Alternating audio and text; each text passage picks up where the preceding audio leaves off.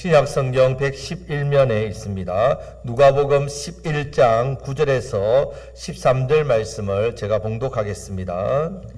내가 또 너희에게 이르노니 구하라 그러면 너희에게 주실 것이요 찾으라 그러면 찾아낼 것이요 문을 두드리라 그러면 너희에게 열릴 것이니 구하는 이마다 받을 것이요 찾는 이는 찾아낼 것이요 두드리는 이에게는 열릴 것이니라. 너희 중에 아버지 된 자로서 누가 아들이 생선을 달라 하는데 생선 대신에 뱀을 주며 알을 달라 하는데 정갈을 주겠느냐.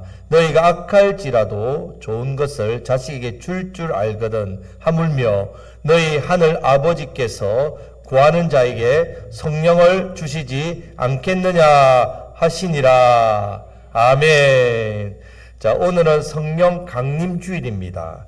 예수님께서 십자가에 죽으시고 사흘 만에 부활하시고 승천하신 후에 오순절에 사도행전 2장 말씀에 보면 성령님이 임하십니다. 자, 그 이후로 예수님을 믿는 모든 사람에게도 동일하게 누가 임하신다고요?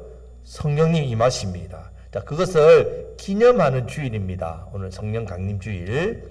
자, 작년에 소천하신 이어령 교수님이라고 있습니다. 이 교수님이 늦게 예수님 믿어가지고 여러 가지 또 신앙의 또 책들을 쓰셨는데 그 교수님이 쓴 책 중에 아들이여 이 산하를 이런 산과 바다 이런 산하를 이런 책이 있는데 거기에 나온 이야기입니다. 옛날 어느 마을에 동네에 시골 동네입니다. 수염을 아주 길게 기르는 할아버지가 한 분 계셨습니다.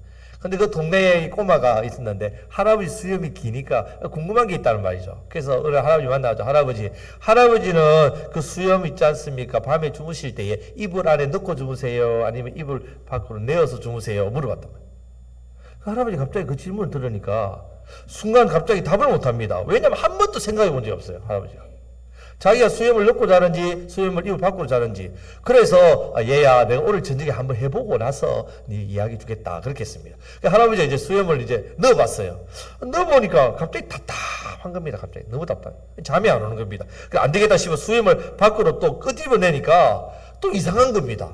넣었다 뺐다 밤새도록 그냥 잠을 설치고 그렇게 했다는 말입니다. 자, 평소에 30년 동안 이 길게 수염을 하고 잠을 잤는데 한 번도 생각해보지 못한 것을 생각하니까 갑자기 불편해지더란 말입니다. 자, 지금 왜 이야기하냐면 좀 더 다른 부분이지만 자, 우리가 신앙생활을 하다 보면요 이런 할아버지와 같은 비슷한 경우가 있습니다. 평소에는 아무 생각 없이 신앙생활을 합니다. 그러다 막상 이 부분에 대해서 내가 신앙에서 어떤 부분인가, 내가 신앙생활 할 때 이 부분을 어떻게 내가 적용해야 되고 어떻게 실천해야 되고 어떻게 또 받아들여야 되는가를 고민하니까 갑자기 복잡해지는 겁니다. 뭐가? 이런 부분에 고민하다 보면 신앙생활이 이렇게 어려운 것이었냐? 이런 생각도 할 때가 있다면 이 부분이 어떤 부분이냐? 바로 성령님에 대한 부분입니다. 성령님에 대한 부분. 가장 기본적인 부분. 내가 성령을 받았는지 받지 않았는지. 아니면 성령님 내 안에 계신지 아니면 성령이 밖에 계신지. 자, 이런 부분에서 질문을 하면요. 선뜻 대답을 잘 못하는 분들이 의외로 많습니다. 우리 성도님들에게는 제가 늘 성령님이 우리 안에 계십니다. 함께 하십니다. 늘 말씀하니까 이 머리로는 받아들여져요. 아, 머리로는 성령님 내 안에 계시구나. 삶 속에서 직접 어떻습니까? 정말 여러분 속에 성령님 함께 하시는 걸 느끼며 사시냔 말이죠. 자, 이 부분에 대해서 막상 우리도 생각해 보면 어렵다는 말입니다. 과연 내가 성령을 받았는가? 성령을 받지 않았는가? 성령님 내 안에 계시는가? 아니면 성령님 밖에 계시는가? 이런 막상 깊이 생각해 보면요, 맞나 틀리나는 고민을 하게 된다는 말입니다. 자, 우리가 성령 강림주의를 오늘 보내면서 이 부분에 대해서 좀 더 생각하는 시간을 좀 가졌으면 좋겠습니다. 자, 오늘 본문 말씀 아주 유명한 말씀입니다. 그래서 교회를 다니지 않는 분들 중에도 이 말씀을 좀 압니다. 자, 9절 10절 말씀 우리 다 같이 한번 읽어보겠습니다. 내가 또 너희에게 이르노니 구하라 그러면 너희에게 주실 것이요 찾으라 그러면 찾아낼 것이요 문을 두드리라 그러면 너희에게 열릴 것이니 구하는 이마다 받을 것이요 찾는 이는 찾아낼 것이요 두드린 이에게는 열릴 것이니라. 아멘. 자, 이 본문을 기도에 대한 부분으로 우리가 적용합니다. 기도할 때에 우리가 하나님께 구하면 하나님께서 주시고, 찾으면 찾아낼 것이고, 문을 두드리면 어떻게 해요? 열어주신다는 말씀이죠. 문제는 우리가 구하지 않기 때문에, 찾지 않기 때문에, 문을 두드리지 않기 때문에 우리 하나님께로부터 받지 못한다, 찾지도 못한다, 열리지도 않는다는 말씀입니다. 그래서 오늘 이 부분에 대해서 우리도 기도할 때 하나님 앞에 어떻게 해요? 구하고 찾고 두드리고 그래 간절하게 기도하라는 말입니다. 그런데 오늘 말씀은 이 부분을 뛰어넘어서 더 놀라운 비밀이 숨겨져 있다는 말입니다. 자, 13절 말씀을 다 같이 읽겠습니다. 13절 말씀입니다. 너희가 악할지라도 좋은 것을 자식에게 줄 알거든 하물며 너희 하늘 아버지께서 구하는 자에게 성령을 주시지 않겠느냐 하시니라. 아멘. 자, 앞에서 구하고 찾고 문을 두드리라 말씀하시면서 육신의 아버지도 심지어 악한 자라도 자식에게는 뭘 준다고요? 좋은 걸 줄 안다는 말입니다. 근데 하물며 하늘 아버지, 좋은 아버지께서는 당연히 어떻게 해요? 주시죠, 좋은 걸. 그럼 어떤 것을 주시느냐? 우리가 무엇을 구하고 무엇을 찾고 무엇을 두드려야 되는지를 오늘 직접적으로 말씀하신단 말이에요. 내가 받는데 구하면 무엇을 구하라는 것이 직접 나옵니다. 여러분, 우리가 세상 살면 당연히 필요한 것들 많지요. 얼마나 많습니까? 물질도 필요하고 건강도 필요하고 또 잘 되는 것도 필요하고 지식도 필요하고 우리 자녀들은 은사도 능력도 필요하고 여러분 정말 세상 살아갈 때 필요한 건 너무 많습니다. 우리가 많이 구하지요. 구한다는 말입니다. 그런데 우리가 막상 이렇게 너무 많은 것들을 구하다 보면요, 중요한 것을 놓칠 때가 있다는 거예요. 어떤 세상살이에서 필요한 것들 막 구하다 보면 가장 중요한 부분을 잊어버릴 때가 있다는 말입니다. 그래서 예수님께서 우리가 구해야 되는데, 구해야 되죠. 하지만 가장 좋은 것을 반드시 구하라고, 찾으라고, 얻기 위해서 문을 어떻게 해요? 두드리라고 말씀을 하고 있다는 말입니다.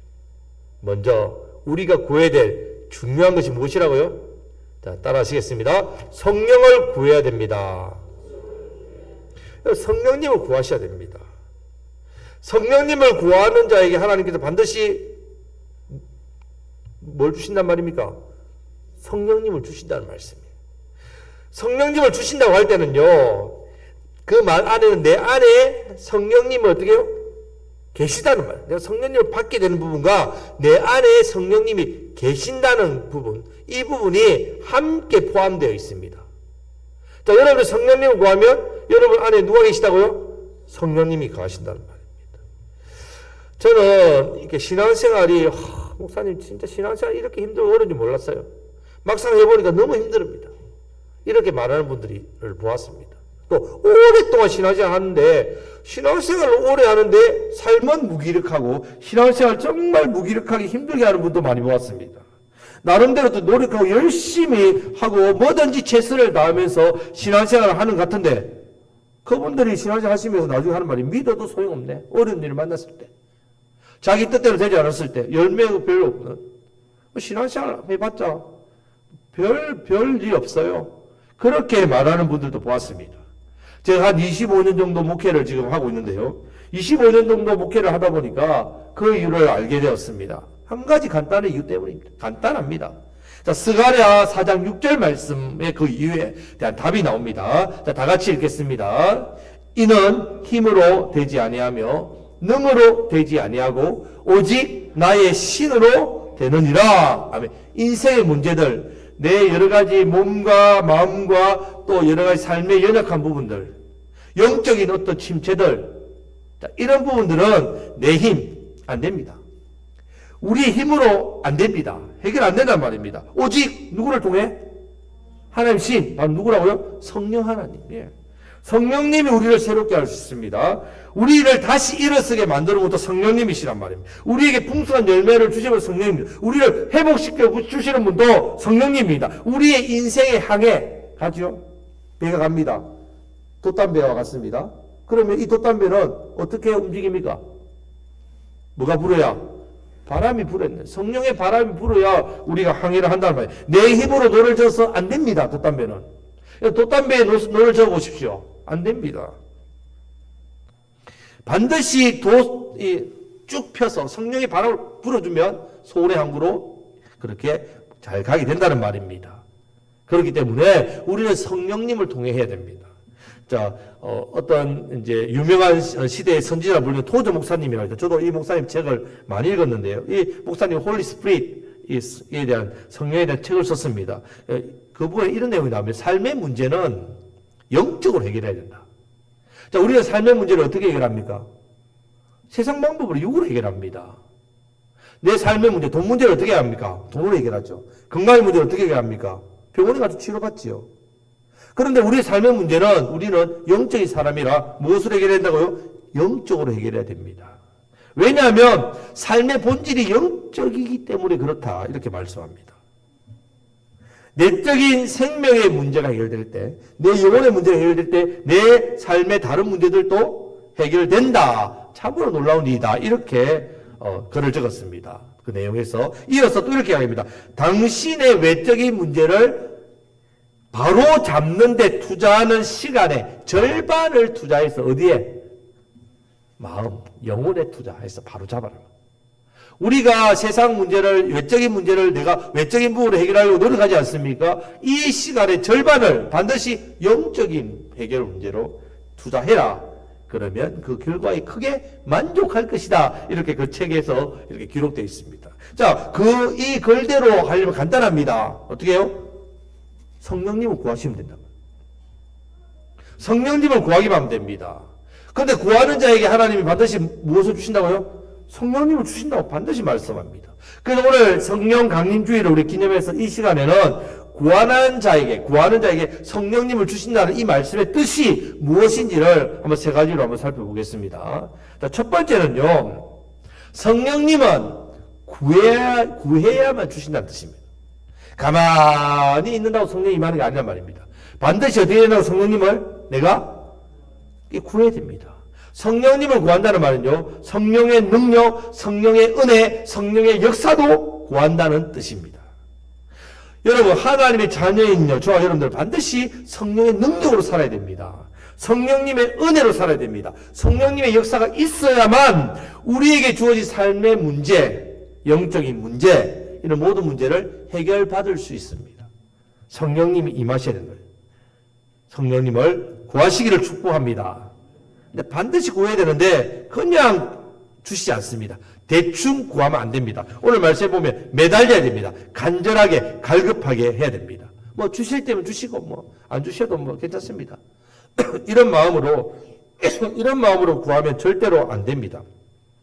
물에 빠진 사람이 뭘 잡는 심정으로? 지푸라기라도 잡는 심정으로 진짜 간절히 구해야 됩니다. 간절하게. 지나치게 소극적이거나 지나치게 부정적이거나 지나치게 이기적이거나 아니면 지나치게 비판적인 사람, 그런 사람이 되어서도 안 됩니다. 이거 어떻게 구하고 이거 어떻게 구하고 그냥 간절하게 바라고 사모하고 매달려야 된단 말이에요. 찬송과 한국을 부르시더라도 성령님의 만지심이 있던, 우리가 오늘 예배 시작하면 불렀던 성령 하나님 나를 만지소서, 이런 마음으로 이런 간절함으로 사모하며 찬양해야 됩니다. 주님의 은혜가 마른 땅에 봄비가 이렇게 지금 비가 좀 오지 않았습니까? 적시듯이 우리의 심령 가운데 성령의 단비로 우리를 적셔 주십시오. 이런 간절한 마음으로 성령을 처음 받은 사람들이 여러분 어떻게 성령을 구했는지를 보면 우리도 똑같이 할 수 있다는 말입니다. 그래서 사도행전 1장 2장 말씀에 보면 이 부분이 잘 나옵니다. 먼저 제 아들이 사도행전 1장 14절 말씀에 보면 그들은 마음을 같이하여 120명이 모였는데 마음을 같이 했다. 똑같은 마음을 가지고 오로지 기도에 힘썼다는 말씀. 얼마나 힘썼냐 하면요, 2장에 오순절이 이르는데 예수님이 승천한 날로부터 오순절까지는 열흘 정도입니다. 열흘 동안 함께 모여서 뭐 했다고요? 간절하게 마음을 같이 하고 기도했다는 말입니다. 한 가지 일에 집중했다는 말이에요. 성령님이 임하시는 역사, 간절하게 구하고 구했다는 말입니다. 2장 4절 말씀에서 그들이 다 성령의 충만함을 받고 있습니다. 기도하던 모든 사람이 다 성령의 충만함을 받았습니다. 자, 지금 여기 모인 사람들이 그럼 대단한 사람들이었냐? 아닙니다. 예수님 십자가에 못 박혀 죽으실 때 다 도망갔던 사람. 다 도망갔던 사람. 그리고 예수님이 다시 살아났다는 부활의 소식을 듣고도 자기 일, 그냥 나는 고기나 잡으러 가련다. 옛날에 어부. 그냥 다 사명 버리고 자기 생업터 먹고 살 일 따라갔던 사람들입니다. 그런데 그런 사람들이 성령의 충만함을 받았습니다. 어떻게 변했느냐? 죄책감에 빠져있던 사람이 죄를 이기고 일어났습니다. 능력도 없고 지혜도 없고 업으로 말재간도 없는 사람들이 수천 명의 사람 앞에서 담대하게 복음을 전하고 그 복음을 전할 때 많은 인생의 고통받은 수천 명의 사람들이 예수님 믿었다. 이런 놀라운 역사가 일어났습니다. 인생의 많은 고통과 질병과 염려와 절망과 질병에 빠져있던 사람들을 살리고 일으키고 회복시키는 일에 쓰임 받았다는 말입니다. 한마디로 성령을 구원해서 받고 나니까 그 사람에게 성령의 능력이 임하고 성령의 은혜가 임하고 성령의 역사가 나타났다는 말입니다. 자, 우리도 마찬가지입니다. 우리도 마찬가지입니다. 누구를 구하셔야 된다고요? 성령을 구해야 됩니다. 성령을 구할 때에 성령의 충만함을 받도록 그 성령님이 임하도록 간절하게 오로지 기도에 힘써야 됩니다. 성령님 제게 임하여 주옵소서. 성령 받기를 간절히 구하고 바라고 원해야 됩니다. 성령의 충만함을 받으면요, 우리 삶 가운데 성령의 능력이 나타나고요, 성령의 부으시는 은혜가 나타나고요, 성령의 역사가 반드시 나타납니다. 내 인격과 삶이 바뀝니다. 변화됩니다. 나의 문제, 우리의 문제, 우리 가정의 문제, 인생의 문제, 삶의 문제, 영적인 문제, 그런 문제들이 풀리고 이기게 되고 감당하게 된다는 말이에요. 내 믿음이 자랍니다. 영적으로 더욱더 갈급해지고 뜨거워지고 강건해집니다. 영적인 어떤 풍성함을 내가 누리게 된다는 말입니다. 성도 여러분, 자, 신앙생활을 하면서 성령님 없이도 나는 가능하다 생각하면 절대로 안 됩니다. 내 나름대로 참 열심히 신앙생활 잘하고 예배생활 잘하고 또 봉사도 잘하고 그런데 뭐가 부족하냐 이렇게 생각하면 안 됩니다. 성령의 능력을 힘입지 않고서는 여러분 신앙생활, 바른 신앙생활을 제대로 할 수 없습니다. 성령님을 의지하면요, 신앙생활은 제일 쉽습니다. 제일 쉽습니다. 하지만 여러분, 성령님을 의지하지 않으면요, 신앙생활만큼 힘든 것도 없습니다. 성령을 의지하면 여러분들 신앙생활 너무너무 쉽습니다. 하지만 성령을 의지하지 않으면 신앙생활만큼 어려운 게 없다는 말입니다. 자, 성령님을 받고 신앙생활 하시기를 축복합니다. 자, 그럼 어떻게 하면 성령님을 받아서 성령님이 왜 주시는 은혜로 할 수 있다는 말입니까? 누구를 구해야 된다고요? 성령님을 구해야 됩니다. 예, 성령을 구해야 됩니다. 가만히 앉아있으면 안 된단 말이에요. 성령 받기를 간절하게 기도하고 구해야 됩니다. 성령님을 구하시기를 축복합니다. 하나님께서는 구하는 자에게 좋은 것, 성령님을 주시는 분이심을 믿으시기를 축복합니다. 구하셔서 성령 충만함을 받으시는 저와 여러분들 되시기를 간절히 바랍니다. 아멘. 우리 옆에 있는 분에게 성령을 간절히 구합시다. 자, 두 번째요. 구하는 자에게 성령을 주신다. 구하는 자에게 성령을 주신다는 뜻은요, 간청하며 내가 기도의 기도 제목이 하나 있습니다. 여러분들이 기도 제목들이 있지요. 가장 중요한 기도 제목이 뭐라고요? 성령이네, 성령님. 성령을 구하는 일이 가장 중요한 기도 제목이란 말입니다. 자, 오늘 말씀은 11장 1절 말씀부터 시작합니다. 1절에서 제 아들이 예수님께 이렇게 요청합니다. 예수님, 우리에게 기도 좀 가르쳐 주세요.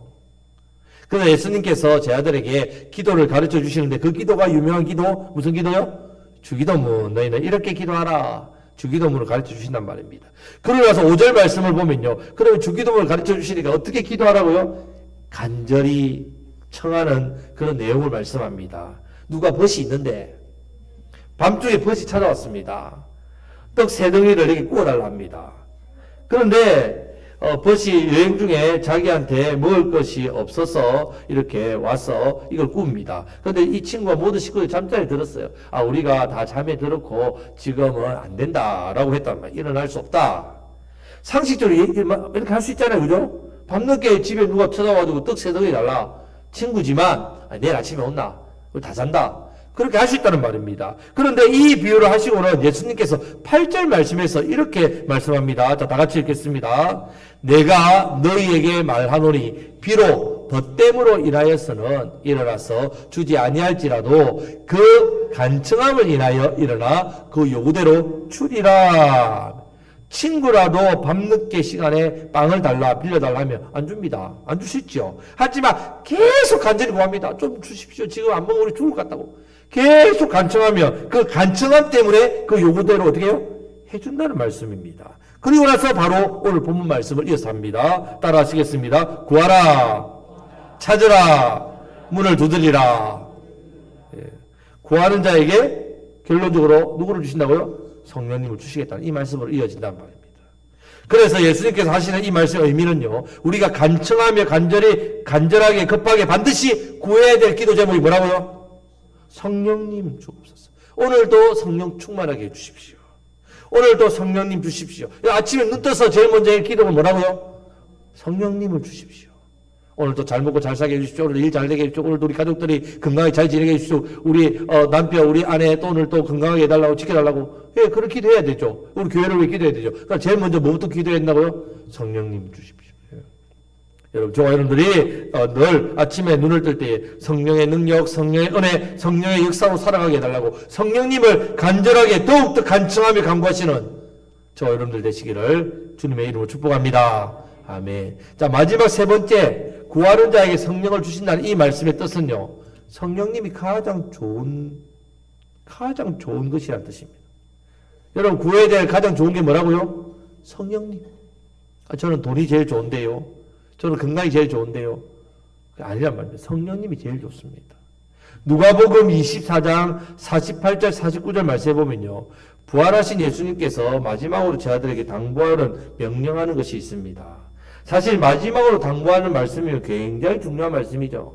그 말씀에서 예수님께서는 너희는 이 모든 일의 정인이다. 정인. 나의 제자, 정인이다. 그리고 말씀하실 때 볼지어다 내가 내 아버지의 약속하신 것을 너희에게 보내리니 너희는 위로부터 능력을 입을 때까지 이 성에 머물러있으라. 주시는데 약속이 있다. 머물고 기도하란 말입니다. 자, 제자들이 하나님께 쓰임받는 정인의 삶을 살기 위해서는 반드시 뭘 받아야 된다고요? 예, 위로부터 임하는 능력, 성령을 받아야 된다는 말입니다. 성령의 능력으로 살아가야 된다는 말입니다. 자, 여러분, 예수님께서 마지막으로 왜 유언 같은 이 말씀을 하시겠습니까? 왜 이렇게 성령님을 강조하시겠습니까? 바로 성령님 안에 내 인생의 모든 문제를 해결할 수 있는 열쇠, 키가, 능력이 있기 때문에 그렇습니다. 우리 안에 성령님이 계셔야 됩니다. 내가 성령 안에 살면요, 성령 안에 살면 내 모든 문제를 다 해결받을 수 있다는 말입니다. 성령 충만함을 받으면 모든 것을 다 해결하기 때문에 그렇습니다. 우리가 성령 안에 살면 내 모든 필요가 채워지기 때문에 그렇습니다. 자, 성령을 받은 사람은 모든 것을 받은 사람이기 때문에 성령님을 받기만 하면 된다면 성령을 구해야 됩니다. 가장 최고의 것을 받는 사람이라면 예수님께서 그 제자들에게 성령의 능력이 필요하다고 그것을 구하고 받을 때까지 기다리라고 했다면 저와 여러분들은 하물며 어떻겠습니까? 반드시 성령님을 받아야 된다는 말입니다. 우리가 예수님의 증인으로, 예수님의 제자로 하나님의 자녀답게 살기 위해서는요, 내 힘으로, 내 의지로, 내 감정으로, 내 가진 것으로, 내 생각으로 절대로 안 됩니다. 그렇게 하면요, 제 본성, 내 고집, 내 감정, 내 뜻만 나온단 말이에요. 내 연약함만 더 커질 뿐입니다. 반드시 성령님을 구해야 됩니다. 우리는 성령님의 능력, 성령님의 은혜, 성령님의 역사가 없으면요, 안 되는 사람입니다. 성령님 받으면요, 신앙생활 너무 쉽습니다. 내가 하는 일보다 하나님께서 하시는 일들을 더 많이 경험하기 때문에 그렇습니다. 성령님을 받으면요, 쉽게 상처도 받지 않습니다. 성령님을 받으면요, 감사와 평강이 넘칩니다. 성령님을 받으면요, 내가 만나는 사람, 내가 저 사람 사랑해야 되겠구나. 불쌍한 영혼이다. 그걸 안다는 말입니다. 성령님을 받으면요, 말 한마디를 하더라도 은혜롭게 합니다. 성령님을 받으면요, 섬기는 것이 행복하고, 전도하는 것이 행복하고, 성령님을 받으면요, 내 삶에 풍성함이 있다는 말입니다. 어떤 사람은 이런 말도 합니다. 하나님, 왜 저에게 성령님만 주십니까? 좀 다른 것도 좀 주십시오. 성령님 요만큼 주시면 돈도 좀 많이 주시고 능력도 많이 주시고 또 건강도 많이 주시고 명예도 많이 주시고 이렇게 하는 사람도 있다는 말입니다. 물질보다 명예보다 성공보다 더 값지고 귀한 것이 성령님입니다. 성령님의 지배를 받으면 기쁨이 넘칩니다. 시험과 어려움과 문제와 아픔 가운데서 넉넉히 이기는 사람이에요. 사람의 힘으로는 불가능하지만 성령의 능력으로 다 됩니다, 여러분. 자, 가장 좋으신 성령님을 구하심으로 성령의 능력으로 성령님의 지혜로 하나님께서 베푸시는 그 은혜가 성령의 권능으로 역사로 승리하시는 저와 여러분 되시기를 우리 주님의 이름으로 축복합니다. 아멘. 자, 말씀 뵙겠습니다.